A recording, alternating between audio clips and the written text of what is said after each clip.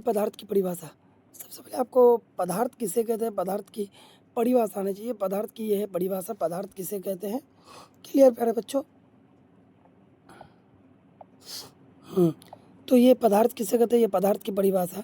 तो पदार्थ तो वो है जो स्थान घेरता है और जिसका द्रव्यमान होता है पदार्थ कहलाता है। मतलब बहुत शॉर्ट है, जिसका स्थान घिरे, जिसका द्रव्यमान हो, जो अवरोध उत्पन्न करे, उसे पदार्थ कहते हैं। जैसे एग्जाम्पल में अगर आप देखेंगे तो पानी आपका पदार्थ है, लकड़ी, हवा, सब ये सब क्या पदार्थ हैं। क्लियर। अब पदार्थ के गुण अगर आप लोग पढ़े तो पदार्थ के गुण क्या होते हैं।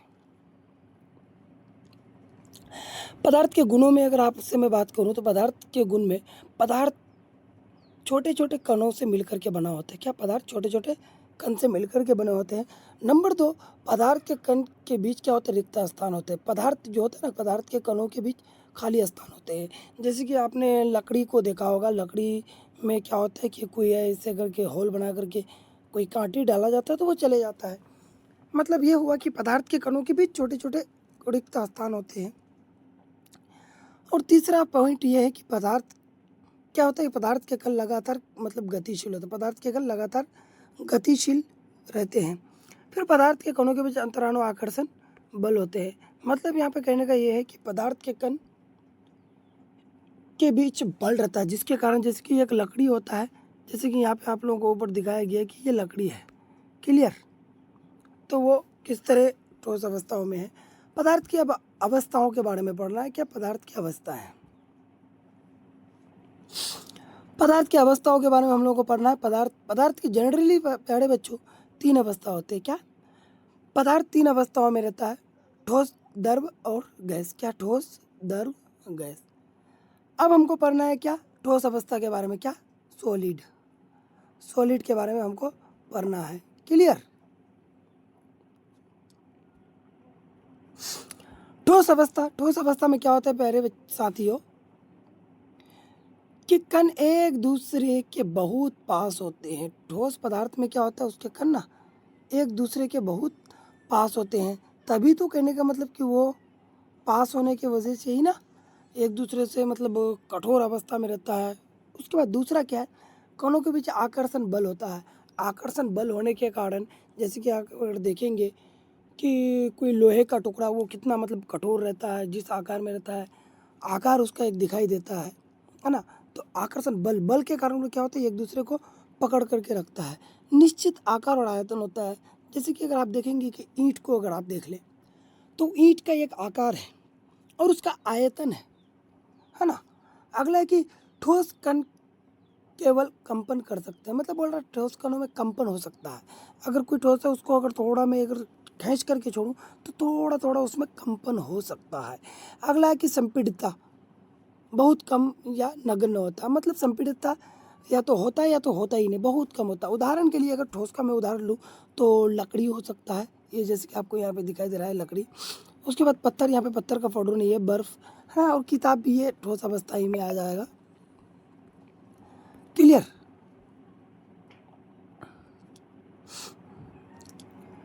अगला अगर मैं देखूं तो सॉलिड अवस्था के बारे में, ये लिक्विड अवस्था के बारे में पढ़ना है प्यारे। लिक्विड अवस्था। क्लियर। अब लिक्विड अवस्था क्या होता है,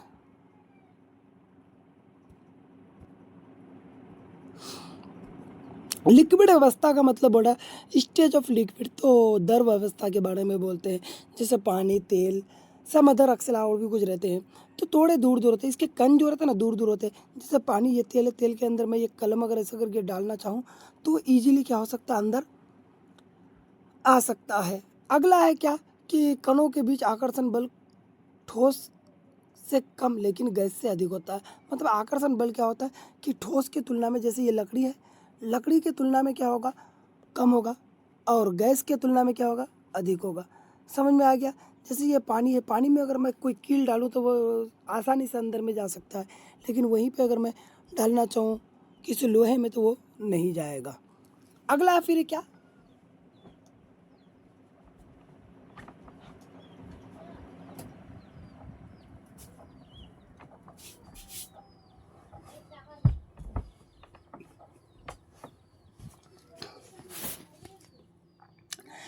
अगला है कि द्रव के निश्चित आयतन होता है लेकिन आकृति आकार नहीं होता है। द्रव है ये, यहाँ पे आप अगर देख रहे हैं तो आपको यहाँ पे दिखाई देता होगा, जैसे इसमें मैं आपको यहाँ पे दिखा देता हूँ। जैसे यहाँ पे अगर आप देखें तो इस कटोरी में तेल है और यहाँ पे पानी है, आपको दिखाई दे रहा होगा। अगर ये कटोरी में मैं तेल ना ले करके, मैं अगर इस कटोरी का तेल को किसी गिलास में अगर ऐसे करके बना करके अगर मैं डाल दूँ तो इसके आकार का हो जाएगा। एक कटोरी का तेल मैं अगर एक चौकोर बर्तन में डाल दूँ तो ये कटोरी का तेल इसमें आ जाएगा। तो मतलब इसका आकार निश्चित नहीं है। और आयतन, जैसे कि ये तेल जितना यहाँ पे है उतना ही जाकर के इसमें होगा, उतना ही जाकर के ये तेल इसमें होगा, मतलब जितना है उतना ही होगा। इसका आयतन में कोई बदलाव नहीं होगा, लेकिन इसका आकृति में बदलाव होते रहेगा। अगला है द्रव बह सकता है। बह सकता है का मतलब कि ये अगर तेल है, इसको मैं अगर यहाँ पे डालूँ तो ये बह जाएगा। क्लियर, समझ में आ गया। तरल पदार्थ में आकार बदल सकते हैं। वो फिर ये कह रहा है कि तरल पदार्थ ये जो आकार बदल सकते हैं, जैसे मैं यहाँ पे आपको पहले ही बता रखा हूँ कि अगर ये गिलास में मैं डालूंगा तो इसके आकार का हो जाएगा। अगला है द्रव संपीड़ित नहीं होता, मतलब इसको हम संपीड़ित नहीं कर सकते हैं। अगला पॉइंट क्या है,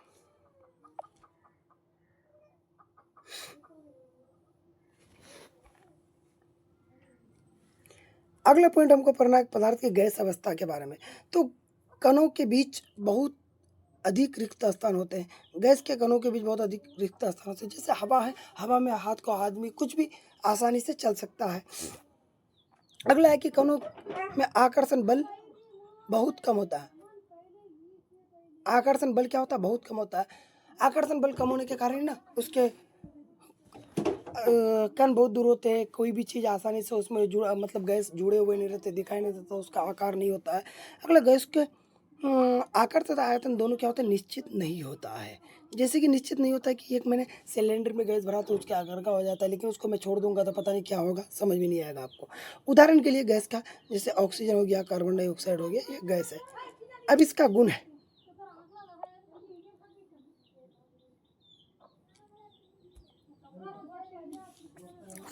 गैस संपीड़ित होते, नंबर एक है गैस संपीड़ित होते, नंबर दो गैस में गतिशीलता अधिक होती है, पदार्थ में अवस्था में परिवर्तन होता है। इसका अवस्थाओं में क्या होता है, परिवर्तन होता है। अगला है क्या कि पदार्थ की अवस्था का तापमान में दबाव में परिवर्तन के कारण बदल सकती है। दबाव में परिवर्तन होगा तो यह बदल सकता है। अब ये अगला पॉइंट है क्या कि पदार्थ की एक है पदार्थ की चतुर अवस्था।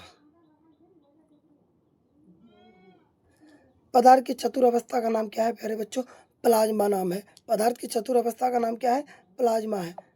क्लियर। और एक अवस्थाओं का नाम है पदार्थ की पंचम अवस्था का नाम क्या है, पदार्थ की पंचम अवस्था का नाम है बोस आइंस्टाइन कंडेंसेशन, बीईसी। क्या, बोस आइंस्टाइन कंडेंसेशन, बीई उफ क्या, बीईसी, बोस आइंस्टाइन कंडेंसेशन। और अगला टॉपिक क्या है यहाँ पे, अब हम देखने का प्रयास करेंगे। गलन क्या है, ठोस को गर्म करने पर वो द्रव में बदल जाता है, ये प्रक्रिया गलनांक कहलाता है। मतलब कोई ठोस है, जैसे कि ये बर्फ है, क्या है,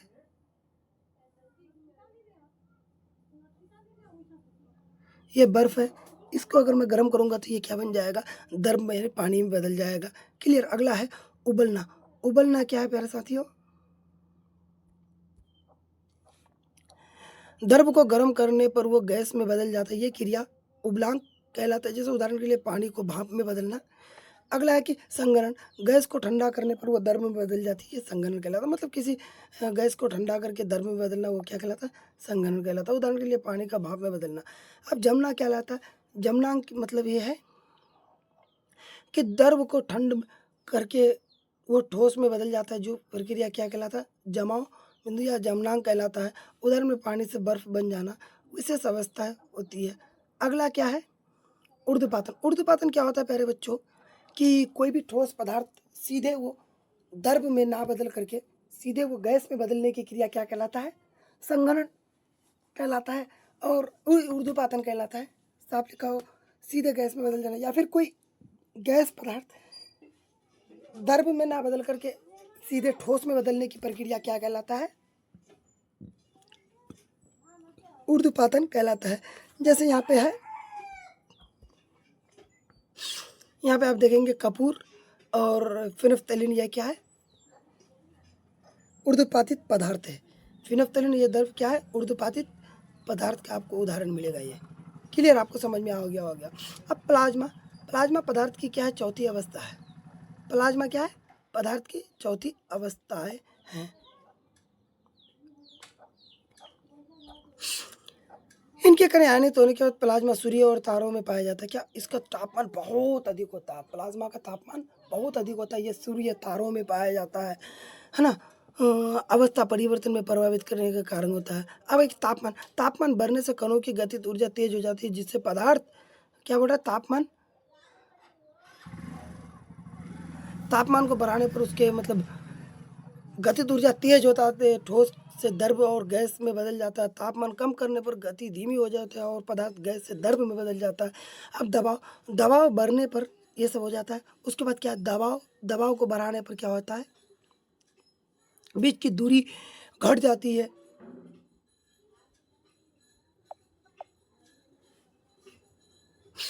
बीच की दूरी क्या हो जाती है? घट जाती है। उसके बाद है कि प्रयोग द्वारा, उदाहरण एक है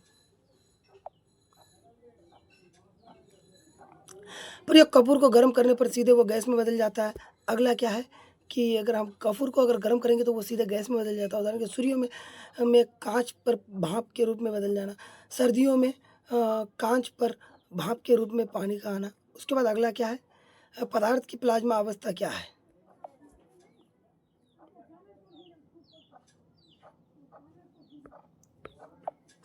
हाँ,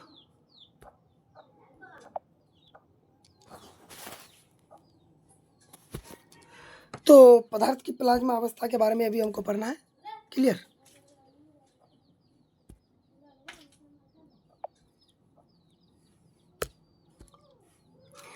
तो प्लाज्मिक प्लाज्मा अवस्था का मतलब ये है, यहाँ पे ध्यान दीजिए।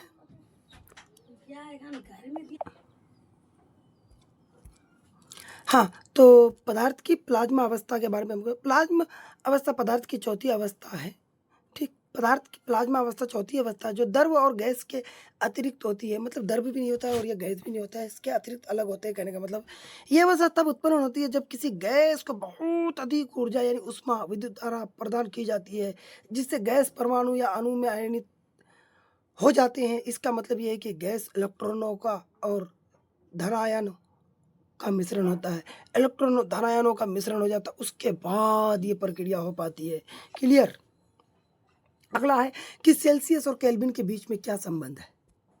हमको अभी पढ़ना है कि सेल्सियस और केल्विन के बीच में क्या संबंध है, सूत्रों द्वारा व्यक्त किया जा सकता है। जैसे कि सपोज डेट, अगर बाय द वे आपके पास अगर कोई केल्विन में अगर दिया हुआ है, उसको सेल्सियस में बदलना है तो सेल्सियस है ना, केल्विन में अगर बदलना है और कोई सेल्सियस में दिया हुआ है, सॉरी, तो उसको क्या करना है? सेल्सियस में 273.15 हमको जोड़ देना है। क्लियर? जैसे तापमान केल्विन में, सी तापमान सेल्सियस में होता है।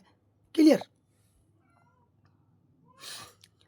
अगला क्या है कि उदाहरण, यदि इसका अर्थ ये कि किसी भी तापमान को सेल्सियस या केल्विन में बदलने के लिए, किसी भी तापमान को सेल्सियस से केल्विन में बदलने के लिए, क्या?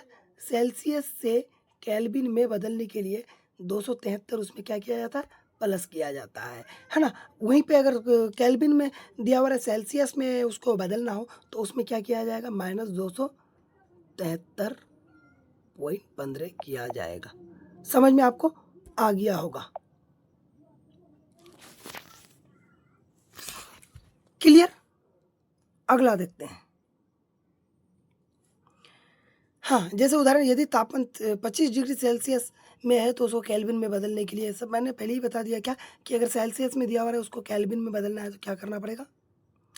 273.15 जोड़ना पड़ेगा। क्या? 273.15 क्या करना पड़ेगा? उसमें प्लस करना पड़ेगा। यहाँ पे 25 में 273.15 जोड़ दिया तो आंसर आ गया।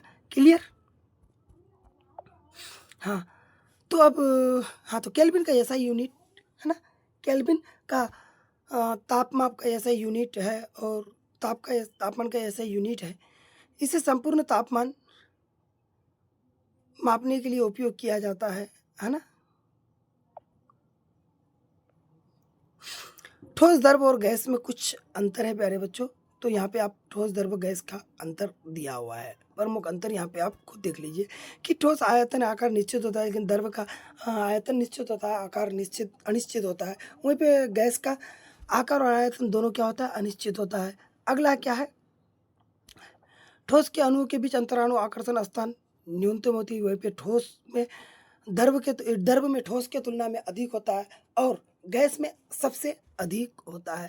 बस दो ही अंतर था यहाँ पे, और एक अंतर है अभी, ठोस के अणु के बीच गतिज ऊर्जा कम होती है, लेकिन द्रव के अणुओं के बीच गतिज ऊर्जा अ, ठोस की तुलना में ज़्यादा होता है। वहीं पे अगर गैस में देखें तो सबसे अधिक होता है।